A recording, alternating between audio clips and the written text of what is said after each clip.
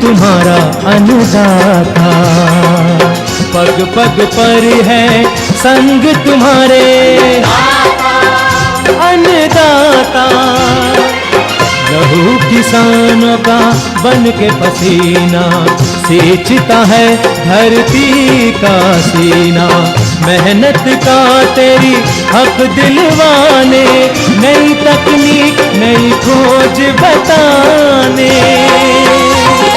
पशुधन को गुणवान बनाना, पौध सुरक्षा को सिखलाना, खेती के सब गुर समझाने, भारत का सरताज बनाने।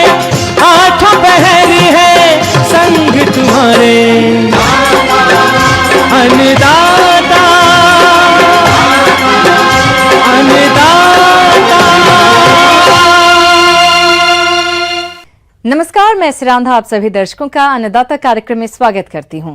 किसान हमारे देश के अन्नदाता हैं और वे ही हमारे देश के भाग्य विधाता हैं।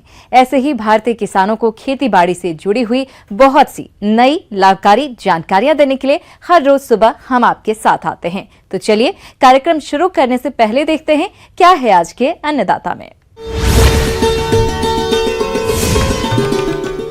कृषि वानिकी को अपनाएं, आमदनी बढ़ाएं।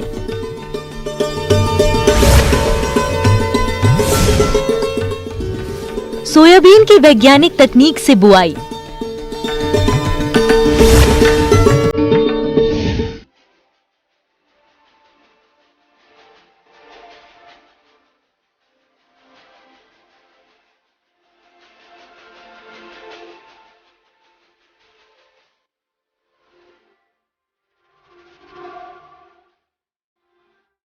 हमारे देश में प्राचीन काल से ही कृषि में फसलों और पशुओं के साथ वृक्षों को सम्मिलित किया जाता रहा है और आज के आधुनिक युग में भी आप कृषि वानिकी करके अच्छा लाभ कमा सकते हैं। इस प्रणाली में लकड़ी, हरा चारा, अन्न, मौसमी फलों को आसानी से उगाया जा सकता है। तो आप कृषि वानिकी को कैसे अपनाएं, इसकी जानकारी दे रहे हैं डॉक्टर के.एस. पंत।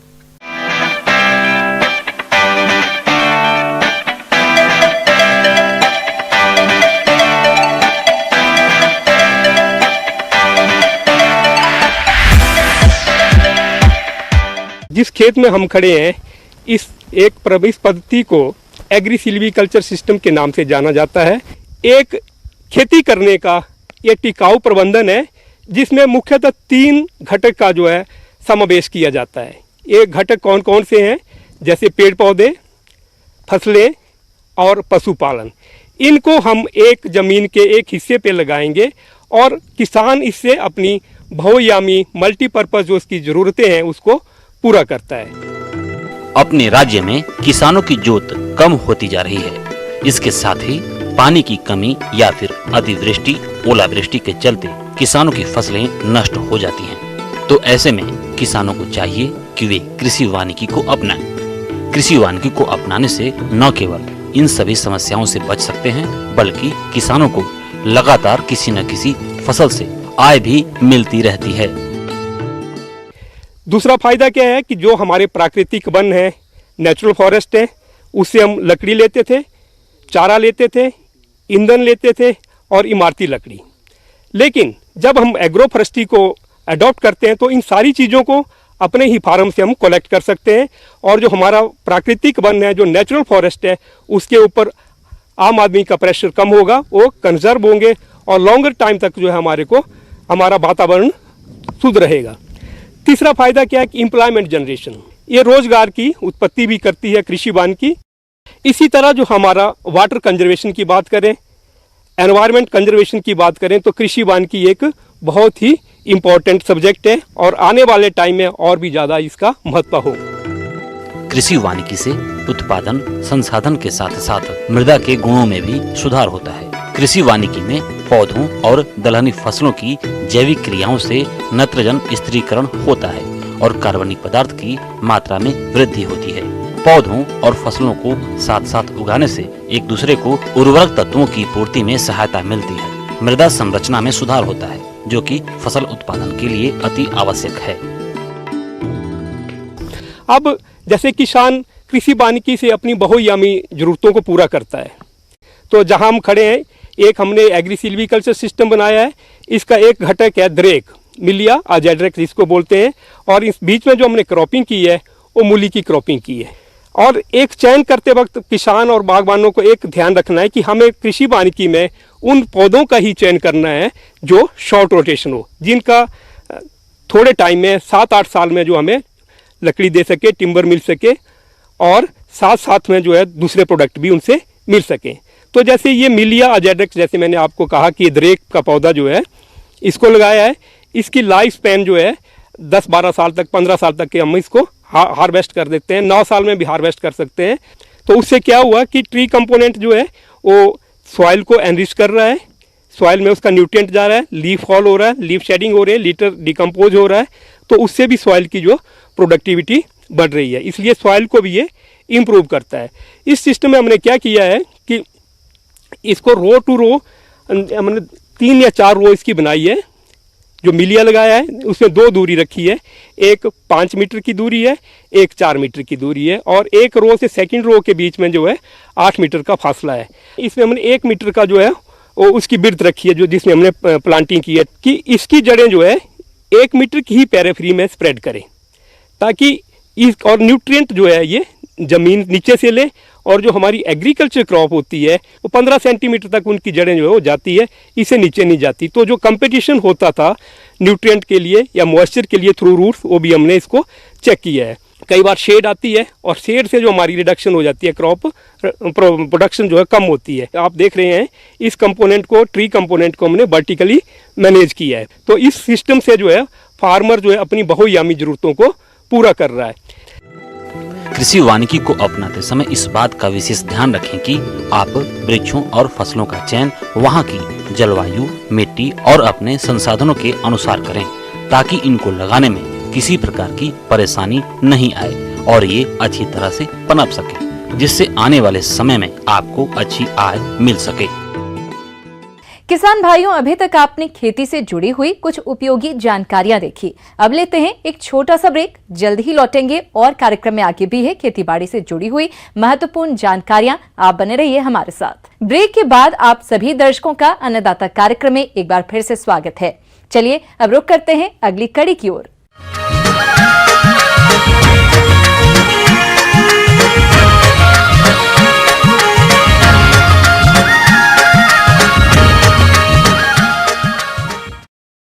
प्रदेश के बहुत से किसान भाई खरीफ मौसम में सोयाबीन की खेती करते हैं, लेकिन इसकी औसत उत्पादकता अन्य राज्यों की तुलना में काफी कम है। तो जो किसान भाई सोयाबीन की खेती करना चाहते हैं, वह इससे अधिक उपज लेने के लिए कौन सी उन्नत किस्मों का चुनाव करें और बुआई से पहले कौन कौन सी जरूरतों का ध्यान रखें, इस बारे में जानते हैं सहायक बीज अधिकारी हेमलता वर्मा से।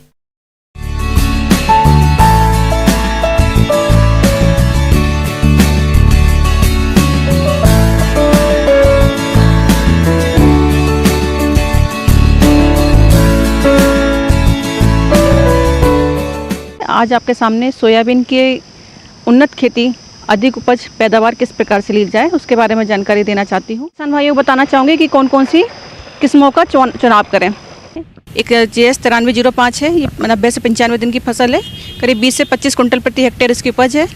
एक अन्य किस्म है 9560, ये भी 80 से 85 दिन की फसल है, 20 से 25 कुंटल इसकी उपज आती है 1 हेक्टेयर में। किसान भाइयों, और हमारी किस्म है RBS 2001-4, ये करीब 85 से 90 दिन की फसल है। एक किस्म आती है NRC 37, ये 95 से 110 दिन की फसल है। और एक है JS 335, ये करीब अपनी 95 से 100 दिन की फसल है और 25 से 30 कुंटल प्रति हेक्टेयर उपज देती है। NRC 7 है, जो करीब 90 से 100 दिन की फसल है और 25 से 35 कुंटल उपज 1 हेक्टेयर में से हमें प्राप्त होती है। इस प्रकार किसान भाई अपने मौसम के अनुसार, अपनी जगह के अनुसार, अपनी सुविधा के अनुसार किस्म का चयन करें। किसान भाइयों, ये थी सोयाबीन का अधिक उत्पादन देने वाली उन्नतशील किस्में। इसके अलावा सोयाबीन की फसल के लिए उचित भूमि का चयन कर खेती की तैयारी और संतुलित मात्रा में खाद उर्वरक प्रबंधन कैसे करें, आइए जानते हैं। तो सबसे पहले कौन सी भूमि का चयन करें। भूमि के चयन के लिए बलुई दोमट मिट्टी अच्छी होती है, जिसमें कार्बनिक पदार्थ की मात्रा अच्छी हो, ऐसी भूमि का चयन करना चाहिए। भूमि की तैयारी के लिए हमें पहले कल्टीवेटर चला के, प्लाव चला के और भूमि को अच्छे से जोत लेना चाहिए और भूमि को समतल कर लेना चाहिए, जिससे कि बुआई अच्छे प्रकार से हो सके।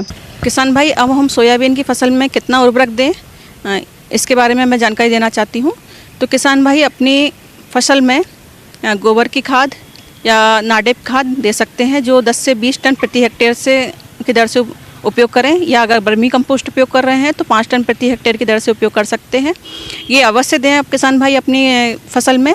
रासायनिक उर्वरक में आप 20 के अनुपात में नाइट्रोजन, 60 से 80% अपना स्फूर, करीब 40% अपना पोटास और 20% अपना करीब सल्फर अवश्य दें। किसान भाई, इसमें सोयाबीन की फसल में सल्फर अति आवश्यक है, तो सल्फर को या तो आप सिंगल सुपर फास्फेट के साथ माध्यम से दे सकते हैं या जिप्सम के माध्यम से दे सकते हैं। किसान भाइयों, अभी आपने खेत की तैयारी और खाद उर्वरकों के प्रबंधन के बारे में जानकारी हासिल की। अब आइए जानते हैं बीज की उचित मात्रा एवं बीजोपचार करते हुए इसकी बुआई की वैज्ञानिक तकनीक के बारे में। अगर हमारे छोटे दाने वाली जाती है सोयाबीन की तो 60 से 70 किलोग्राम बीज ले। अगर थोड़े बड़े दाने वाली है 80 से 90 किलोग्राम बीज 1 हेक्टेयर के लिए उपयुक्त माना जाता है। किसान भाई ज़्यादा बीज का उपयोग ना करें, जितना रिकमेंडेड है उतना ही बीज का उपयोग करें। और जब बीज लेके आएँ किसान भाई तो उसके 100 दाने लगा के देख लें, क्योंकि इसका सोयाबीन का अंकुरण क्षमता 70% से अधिक वाला ही बीज उपयुक्त रहता है। अगर 70% से कम वाला बीज जवाब आ रहा है तो वो सही नहीं है। बीज जब बुआई के लिए तैयारी करें तो किसान भाई उसको फफूंदनाशी से उपचार करें। फफूंदनाशी में हम थायरम और कार्बनडाजिम 2:1 का उपयोग कर सकते हैं प्रति किलो के हिसाब से। किसान भाई, ये जो हमारी सोयाबीन है ये नाइट्रोजन वाली फसल है, तो इसमें राइजोबियम कल्चर का उपयोग अवश्य करें। राइजोबियम कल्चर 200 ग्राम की मात्रा 10 किलो बीज के लिए उपयुक्त मानी जाती है। तो पहले अपना फफूंदनाशक से उपचार कर लें बीज को, फिर उसके बाद राइजोबियम कल्चर से उपचार करें, फिर उसके बाद बुआई करें। जब बुआई करें तो बुआई के लिए हमें करीब 30 बाई 10 की दूरी पे बुआई करनी है सोयाबीन की। करीब 3 से 4 सेंटीमीटर से ज़्यादा गहरा ना बोएं और बुआई सीड ड्रिल के माध्यम से करें और कतारों में बुआई करें। किसान भाई, पौधे से पौधे की दूरी रखें 10 सेंटीमीटर और कतार से कतार की दूरी रखें 30 सेंटीमीटर। इन बातों को ध्यान में रख कर किसान भाई अपनी सोयाबीन की बुआई करें। अगर किसान भाई अगर अंतर्वर्ती फसल लेना चाहते हैं तो इसके साथ सोयाबीन के साथ आप अरहर बो सकते हैं, सोयाबीन के साथ ज्वार बो सकते हैं, सोयाबीन के साथ कपास बो सकते हैं। तो इस अगर अंतर्वर्ती फसल लेना चाहते हैं तो अंतर्वर्ती फसल जरूर लें किसान भाई। अगर फसल चक्र अपना रहे हैं तो सोयाबीन गेहूँ, सोयाबीन सरसों का फसल चक्र ले सकते हैं किसान भाई। किसान भाइयों, बुआई के बाद ही सोयाबीन फसल के साथ ही कुछ खरपतवार उगने लगते हैं, जिसके कारण फसल की बढ़वार पर विपरीत प्रभाव पड़ता है। तो आप खरपतवार नियंत्रण करते हुए सिंचाई प्रबंधन कैसे करें, आइए जानते हैं। तो किसान भाई, अगर हमारी फसल में पानी की कमी देखते हैं बुआई के बाद, तो उसके फसल के अनुसार और अपनी मिट्टी की किस्म के अनुसार आप खेत में पानी दें। अगर बारिश लगातार हो रही है तो जल निकासी की किसान भाई व्यवस्था करें। अगर जल निकासी नहीं होगी उचित प्रकार से तो हमारी फसल को नुकसान पहुंचेगा। तो इस प्रकार से किसान भाई अपनी फसल में जल निकास और अगर पानी की कमी दिख रही है, अगर धूप निकल रही है तो पानी की व्यवस्था अवश्य करें। तो किसान भाई, जैसे अगर हम बुआई कर रहे हैं तो 5 से 6 कतारों के बाद फरो ओपनर के माध्यम से भी कुंड बना सकते हैं। तो एक फरो ओपनर से जो कुंड बनता है तो ये जल निकासी का भी काम करता है अधिक वर्षा की स्थिति में, और अगर कम वर्षा हो रही है तो ये पानी को भी संरक्षण करता है ये कुंड। तो इस तरह से भी आप सीड ड्रिल से अगर बुआई कर रहे हैं तो 5 से 6 कतारों के बाद फरो ओपनर से गहरी नाली बना दें। अब हम चर्चा करेंगे इसमें खरपतवार का नियंत्रण कैसे करें। तो किसान भाई, पहले तो अपनी फसल की जब गहरी जुताई कर दें बुआई से पहले, तो इससे खरपतवार नहीं आए। अगर रासायनिक विधि का उपयोग कर रहे हैं तो रासायनिक विधि में अगर बोनी के तुरंत बाद करना है तो पेंडामेथिलिन नाम की दवा आती है, ये इसका भी वही 600-700 लीटर पानी में घोल बनाकर स्प्रे कर लें। और अगर हमारे पास लेबर की व्यवस्था है तो हमारे हाथों के द्वारा भी किसान भाई बुआई के बाद निकलवा सकते हैं खरपतवार मजदूर लगाकर। इस साथ में अगर यांत्रिक विधि से करना है तो डोरा कुल्पा के माध्यम से भी आप खरपतवार का नियंत्रण कर सकते हैं। इस प्रकार किसान भाई अपनी फसल से अधिक उपज ले सकते हैं। धन्यवाद। आगे और भी हैं खेती बाड़ी से जुड़ी हुई बहुत सी रोचक जानकारियां, पर यहाँ पर रुकेंगे एक और ब्रेक के लिए। जल्द हाजिर होते हैं।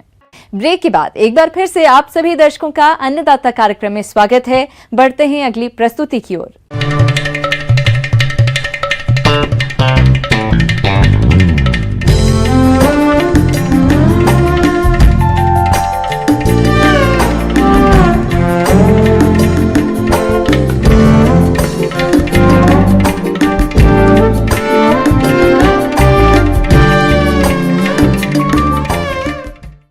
रोशा घास या पामारोजा एक सुगंधित घास है। पामारोजा की खेती तेल के लिए की जाती है। इसकी खेती के लिए ज्यादा पानी और खाद उर्वरकों की आवश्यकता नहीं होती है। इस प्रकार सूखा वाले क्षेत्रों में पामारोजा की खेती करके पर्याप्त लाभ कमाया जा सकता है। पामारोजा की खेती पर विस्तार से जानने के लिए मिलते हैं वरिष्ठ वैज्ञानिक डॉक्टर अनिल कुमार सिंह से।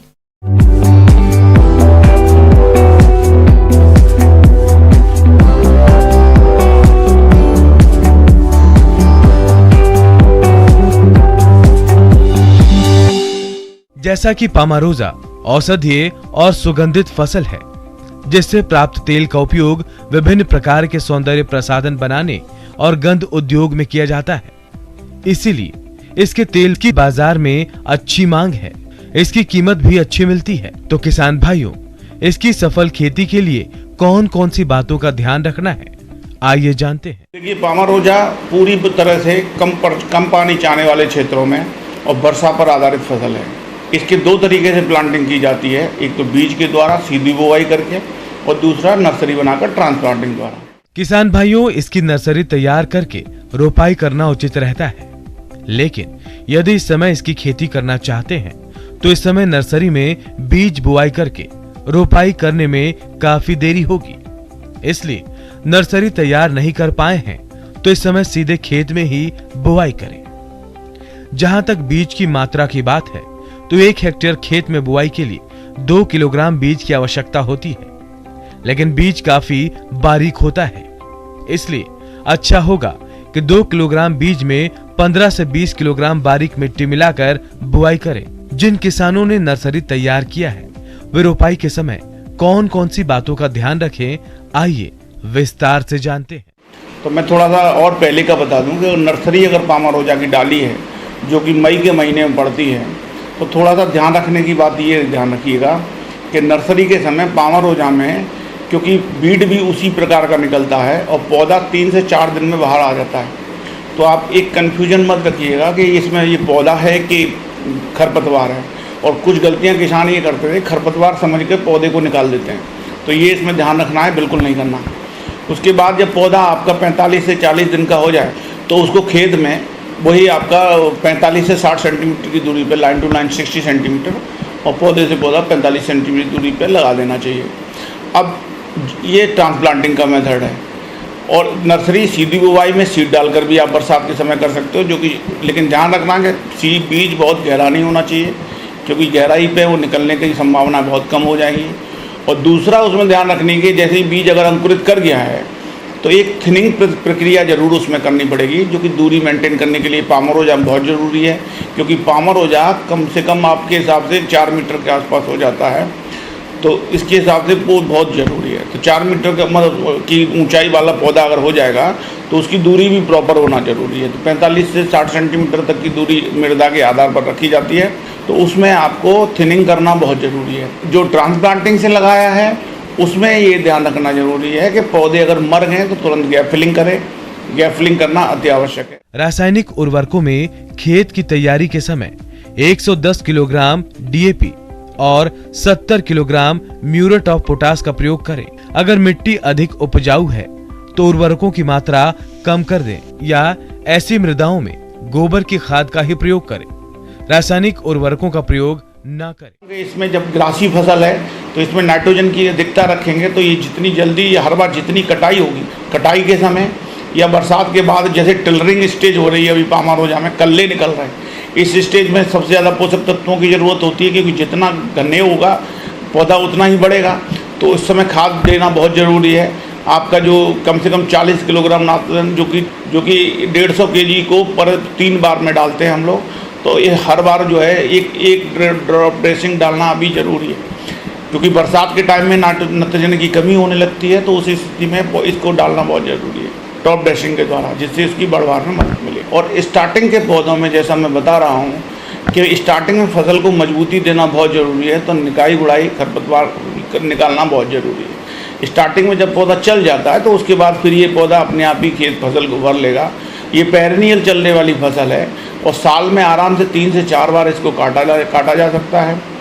मोस्टली तो ये फसल नहीं मरती है, लेकिन असिंचित क्षेत्रों में जहाँ पानी कम होता है वहाँ इस फसल की थोड़ी सी मरने की संभावना रहती है।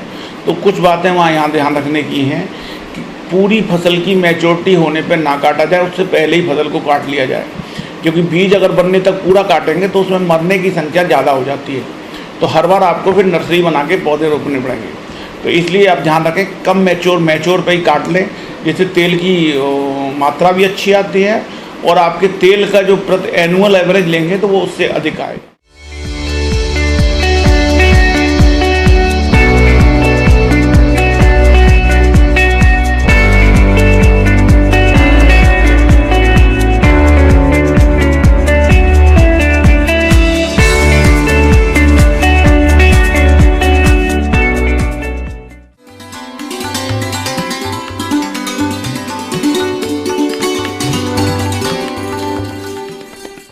अन्नदाता हेल्पलाइन निःशुल्क फोन संपर्क सेवा के माध्यम से आपके द्वारा पूछे गए प्रश्नों में से एक या दो महत्वपूर्ण प्रश्न को हम अपने कार्यक्रम में शामिल करते हैं। इसी के तहत आज का चयनित प्रश्न और उसका जवाब इस प्रकार है। आज की अन्नदाता हेल्पलाइन में हमने जिस प्रश्न को शामिल किया है उसे पूछा है। गांव लुहरा, जिला जयपुर के प्रमोद कुमार ने आपने अनाज के सुरक्षित भंडारण के बारे में जानकारी चाहिए है, तो इसके लिए देखिए कार्यक्रम का यह अंश। भंडारण के लिए विशेष आवश्यकता ये है कि अपन जो अनाज भंडारण करें वो भंडारण अपन जो है उस नमी के हिसाब से करें। देश के कुल उत्पादित खाद्यान्नों का 72.5% भंडारण किसानों के घरों में पुरानी एवं परंपरागत विधाओं से अनाज भंडारण किया जाता है, जबकि 27.5% सरकार वैज्ञानिक भंडारण भविष्य की आवश्यकताओं के मद्देनजर वैज्ञानिक ढंग से करती है। इस प्रकार लगभग भंडारण ठीक प्रकार न हो पाने के कारण अनाज का लगभग 10% का प्रतिवर्ष नुकसान देश में होता है। उसके भंडारण के लिए विशेष आवश्यकता ये है कि अपन जो अनाज भंडारण करें, अनाज भंडारण के लिए जो अपन पात्र काम में ले रहे हैं उन पात्रों को अच्छी तरह से स्टरलाइज करने के बाद जो अनाज उसमें भरते हैं, तो भरने से पहले उस अनाज को अच्छी तरह से धूप में सुखा लें, जिससे क्या है कि उसमें नमी जो है वो अधिक अगर नमी रहती है तो अनाज में फंगस लगने की संभावना पूरी रहती है। साथ ही अपन ये भी देखते हैं कि जो अनाज उसमें भरें वो अनाज ठंडा करके भरना है, गर्म जो धूप में सुखाया हुआ अनाज उसमें नहीं डालना है। अनाज भंडारण के पूर्व ध्यान दें, भंडारण गृह या गोदाम को साफ सुथरा कर दीवारों को चूने से पुताई करें। भंडारण घर का फर्श धुलकर अच्छे प्रकार से सुखा लेना चाहिए। दीवार, फर्श, छत को कोई छेद या दरार नहीं होना चाहिए, यदि है तो मरम्मत करें। भंडारण घर की सफाई के साथ कीटों के संक्रमण से मुक्ति कर लें। इसके लिए मेलाथियान 50 EC 1 मिलीलीटर प्रति 1 लीटर पानी में घोलकर घोल की 3 लीटर मात्रा से 100 वर्ग मीटर क्षेत्र की पुताई या छिड़काव करें। पुराने खाली बोरे, दीवारें, फर्श, पट्टियों, लकड़ी के तख्ते आदि कीटनाशक से छिड़काव द्वारा कीट संक्रमण से मुक्त करें। भंडारित अनाज को भली प्रकार साफ कर लें। अनाज, भूसा, धूल, खरपतवार से मुक्त तथा कटा पिटा अनाज भी अलग कर लें। अनाज को कड़े धूप में सुखा लें और ठंडा करके भंडारित करें। भंडारित अनाज में 10 से 12%, दलहन में 8 से 10% और तिलहन में 8 से 10 से नमी होनी चाहिए। साथ ही अपन जो पात्र अपन जो ले रहे हैं उसमें एल्यूमिनियम फॉस्फाइड के टैबलेट्स जो है वो अच्छे से रखें और उस पात्र को जो है अपन एयर टाइट कर दें। इसके साथ ही एक EDB एम्प्यूल हो जाता है, उसका भी अपन प्रयोग कर सकते हैं और उसको अच्छी तरह से बिल्कुल एयर टाइट करें। इसके साथ ही अपन जनरली गांवों में जो देखते हैं, जो पात्र जिसमें अपन अनाज भर के रखते हैं उसमें नीम के पत्ते भी रख देते हैं। इसके साथ साथ जो है पारे की छोटी छोटी टैबलेट्स भी रख देते हैं। उससे भी जो है वो अनाज भंडारण में लगने वाले कीड़ों से रोकथाम होती है।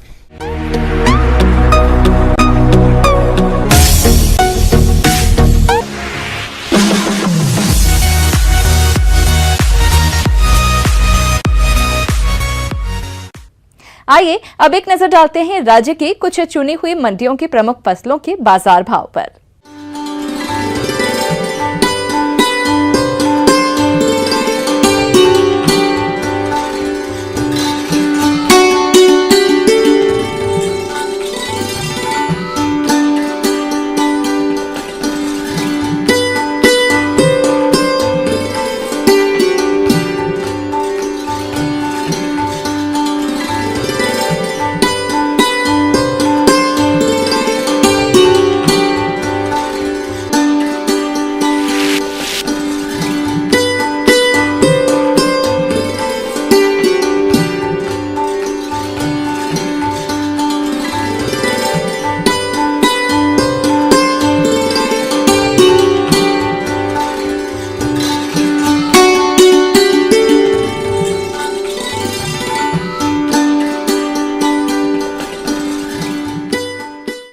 किसान भाइयों, अन्नदाता आपकी सेवा के लिए संकल्परत है। कृषि संबंधित समस्या एवं सुझावों के लिए आप हमें इस पते पर संपर्क कर सकते हैं। प्रोड्यूसर अन्नदाता, news 18 Rajasthan, Ramoji film city, Hyderabad 501512। साथ ही आप हमें ईमेल भी कर सकते हैं। हमारा ईमेल है p18अन्नदाता-राजस्थान@nw18.com। इसके अतिरिक्त आप हमें निःशुल्क हेल्पलाइन नंबर 18004192-155 पर सोमवार से शनिवार सुबह 10 बजे से शाम 4 बजे के बीच संपर्क कर सकते हैं। किसान भाइयों, अब समय हो रहा है आपसे विदा लेने का, तो हमारी पूरी अन्नदाता टीम को दीजिए इजाजत। कल फिर आपसे मुलाकात होगी कृषि संबंधित कुछ और महत्वपूर्ण जानकारियों के साथ। नमस्कार।